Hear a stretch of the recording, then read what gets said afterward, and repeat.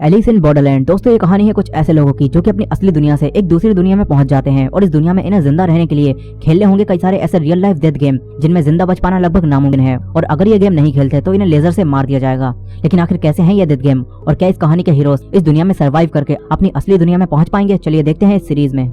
कहानी की शुरुआत में हम आरिसू को देखते हैं जो कि वीडियो गेम खेल रहा होता है। तभी उसका भाई आरिसू के पास आता है और उसे जॉब इंटरव्यू पर न जाने के लिए डांटता है, लेकिन आरिसू घर से बाहर चला जाता है।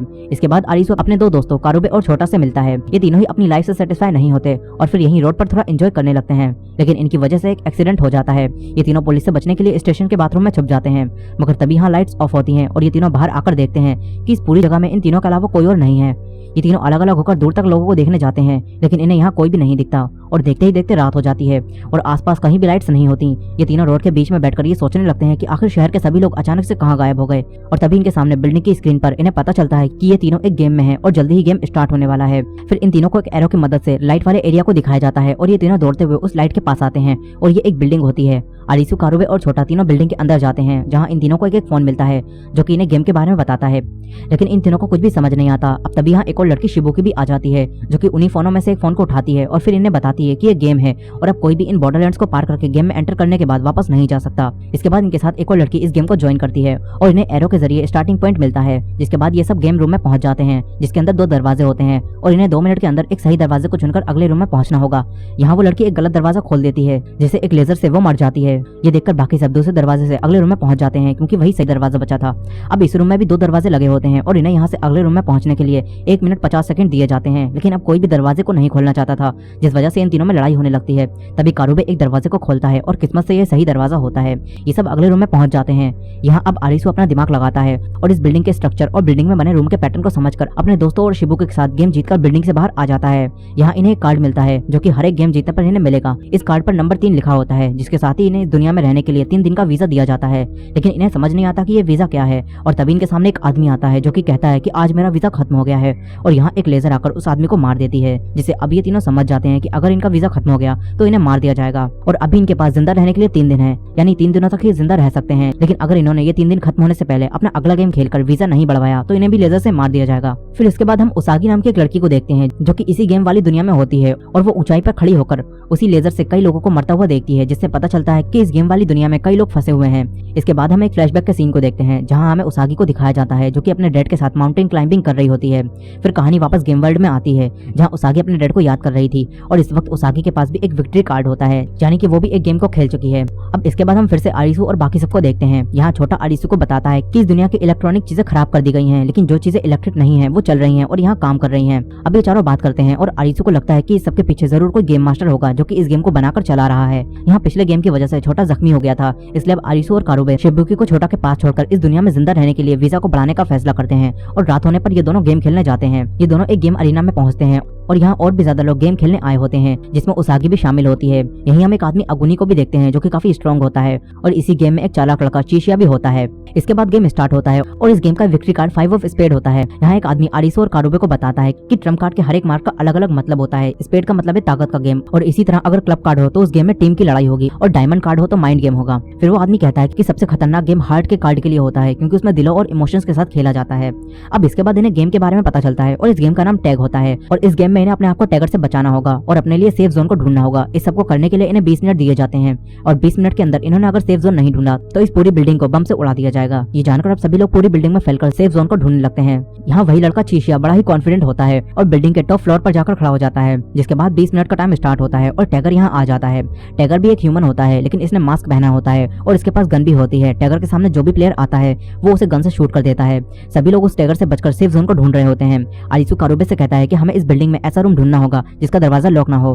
अब तभी इन्हें एक प्लेयर की डेड बॉडी मिलती है और टैगर इनके सामने आ जाता है। ये देखकर ये सब यहाँ से नीचे भागते हैं और आरिसू और कारुबे बिल्डिंग में छुप जाते हैं, जिससे ये टैगर से बच जाते हैं। इसके बाद आरिसू सबको टैगर की लोकेशन बताकर इस गेम को मिलकर खेलने के लिए कहता है। उसागी आरिसू की बात मान लेती है और सबको बताती है कि टैगर किस फ्लोर पर है। इसी दौरान चीशिया और आरिसू देखते हैं कि जब एक प्लेयर एक रूम के दरवाजे को खोलने वाला था तो टैगर ने दूसरे फ्लोर से उस पर गोली चलाई, यानी कि यही सही रूम है। ये जानने के बाद आरिसू टैगर से बचता है। तभी इनके पास आगुनी आ जाता है। कारुबे आगुनी के साथ मिलकर टैगर से फाइट करने का प्लान बनाता है और आरिसू सेफ जोन ढूंढने जाता है। उसागी ने आकर बताती है कि वो किस किस जगह को चेक कर चुकी है और इसके बाद उसागी फर्स्ट फ्लोर को चेक करने चली जाती है।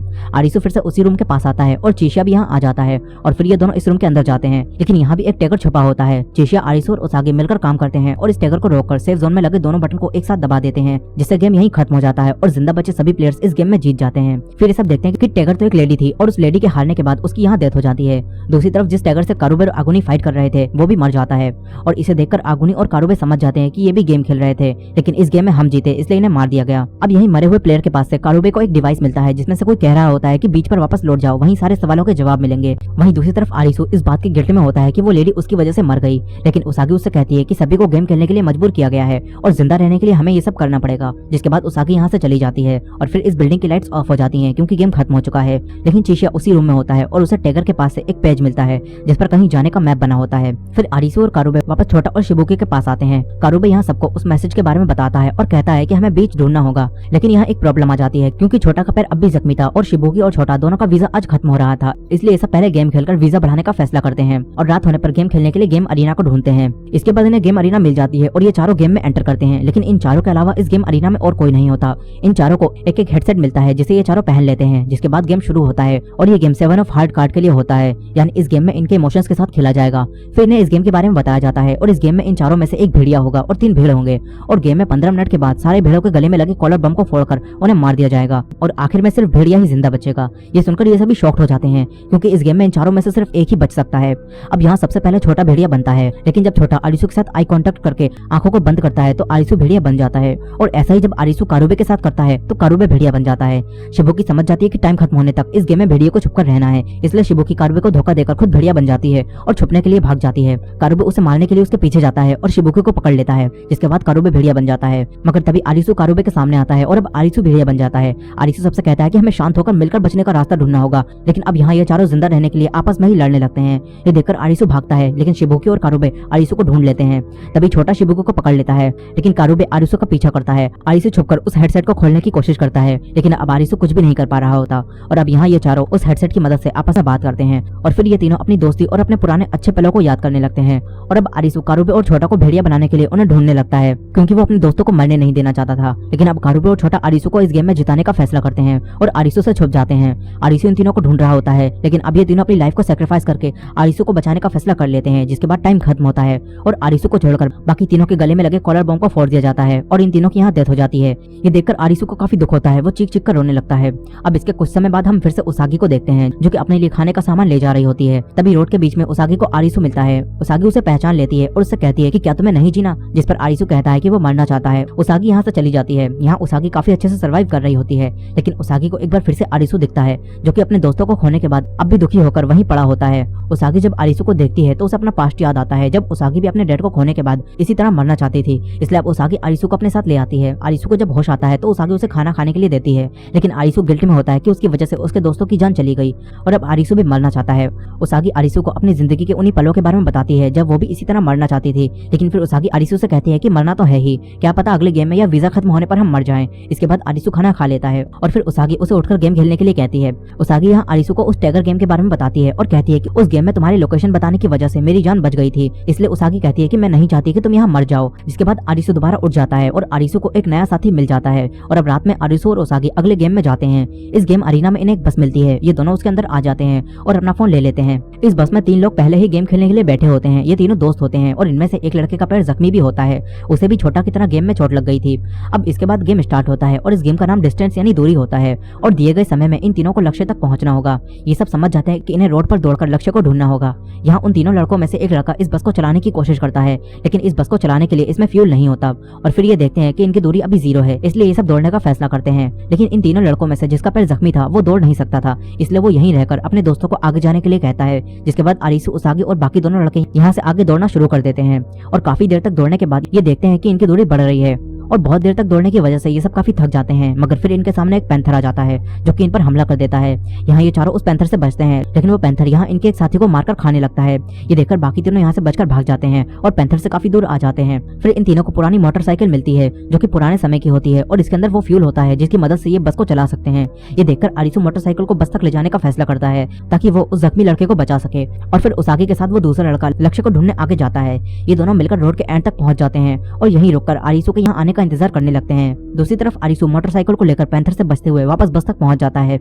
लेकिन फिर आरिसु देखता है कि बस पर गोल लिखा है, यानी जिस लक्ष्य तक इन्हें पहुंचना है वो लक्ष्य बस है, और इसी वजह से बस में होने पर इनकी दूरी 0 थी क्योंकि ये लक्ष्य से बिल्कुल भी दूर नहीं थे।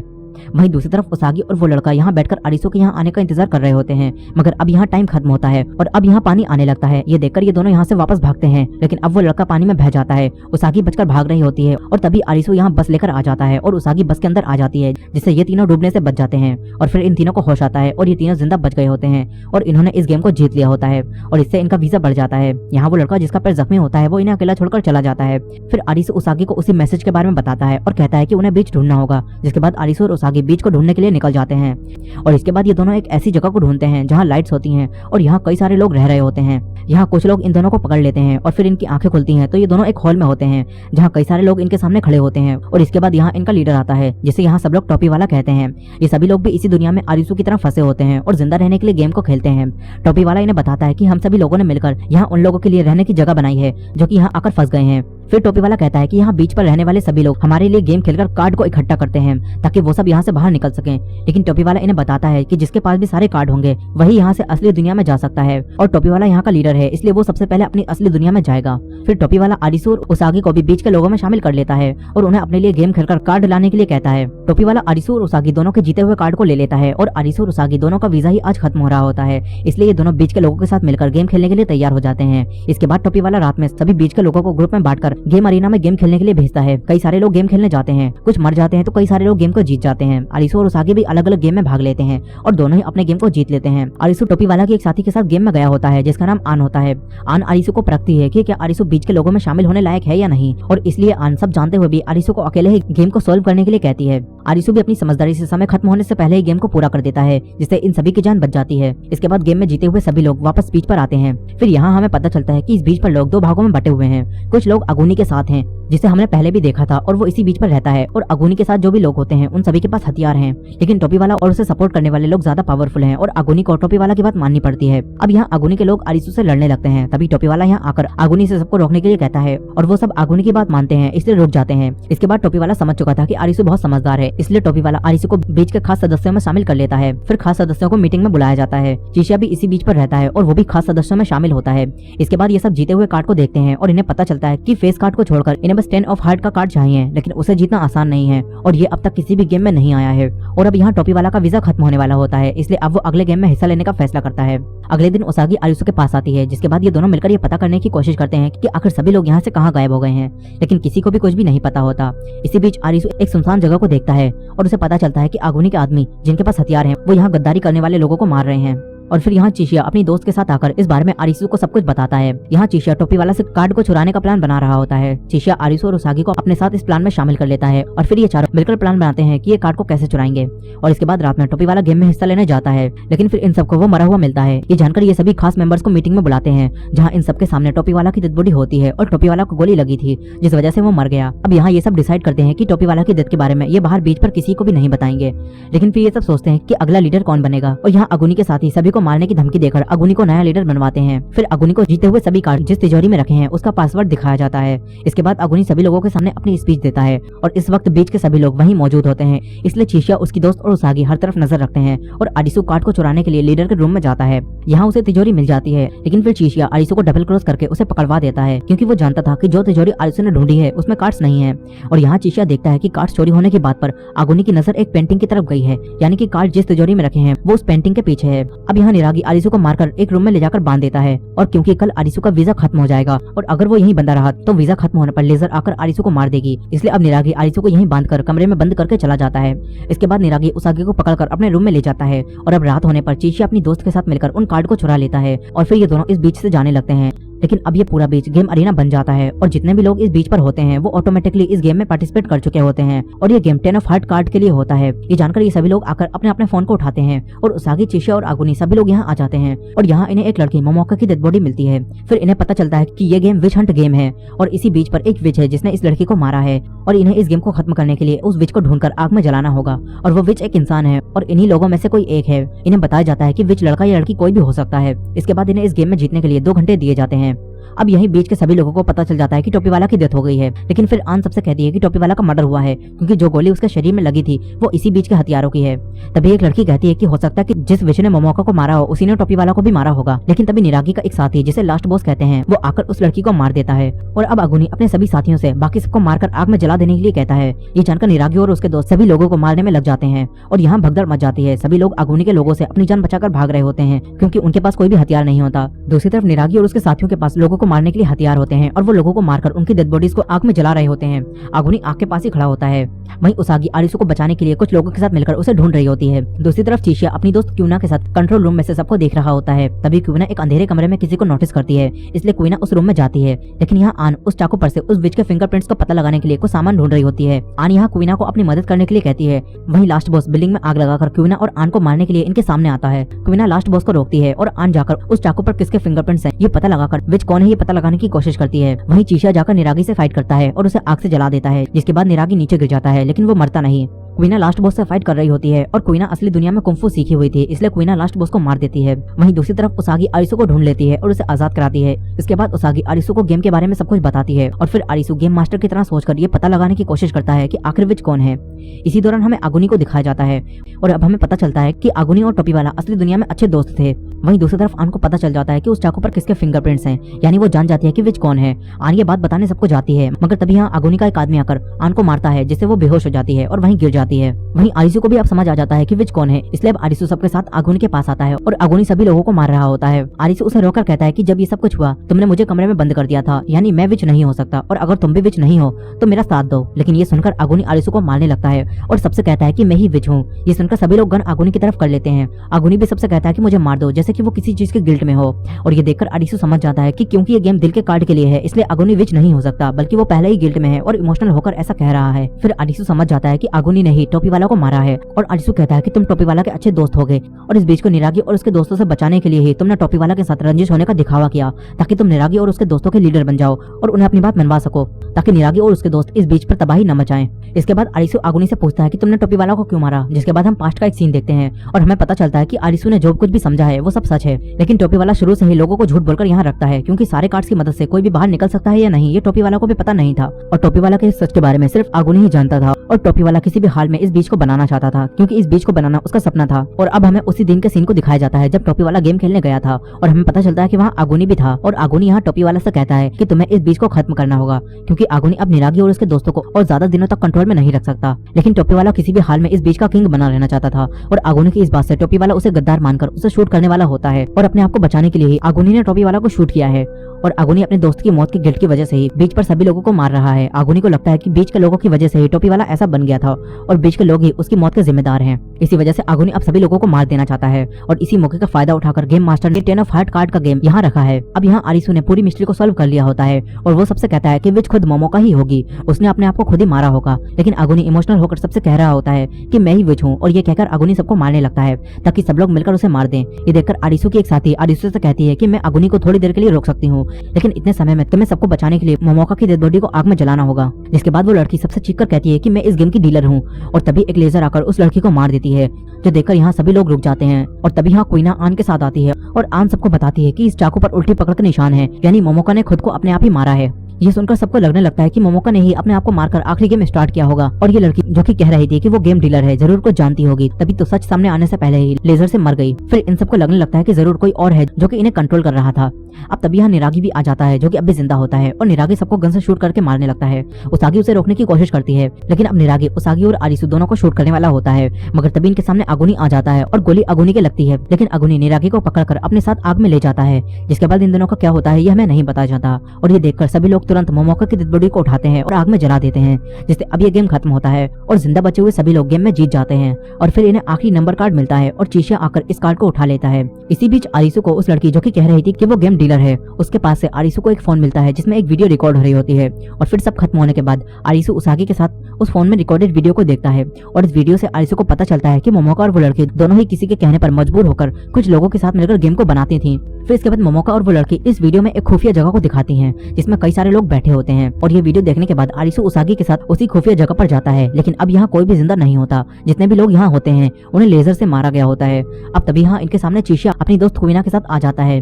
चीशिया से कहता है कि अब उसके पास फेस कार्ड को छोड़कर सारे नंबर वाले कार्ड आ चुके हैं। आरिसु चीशिया से पूछता है कि तुम यहाँ कैसे आए, जिस पर चीशिया आरिसु को वही पेज दिखाता है जो कि उसने टैगर गेम में टैगर के पास से ले लिया था। और चीशिया कहता है कि उसने इस पेज पर बने मैप को समझा और यहाँ तक पहुंचा, मगर अब यहाँ सभी लोग मर चुके हैं, यानी ये सब गेम मास्टर नहीं है बल्कि इनके ऊपर भी कोई और है। और फिर इनके सामने स्क्रीन पर इन्हें एक लेडी दिखती है जिसे देखकर ये सब चौंक जाते हैं, क्योंकि वो लेडी इनके साथ बीच पर रहती थी। और अब इन्हें यहाँ पता चलता है कि वही लेडी ये सब कुछ कर रही है। और वो लेडी ने बताती है कि तुम सभी प्लेयर्स ने इस गेम के फर्स्ट स्टेज को कंप्लीट कर लिया है और तुमने सभी नंबर्स के कार्ड को जीत लिया है। और अब ये गेम सेकंड स्टेज में पहुंच गया है जहाँ तुम्हें फेस कार्ड को जीतने के लिए गेम खेलने होंगे और अब गेम और भी ज्यादा हार्ड हो जाएंगे।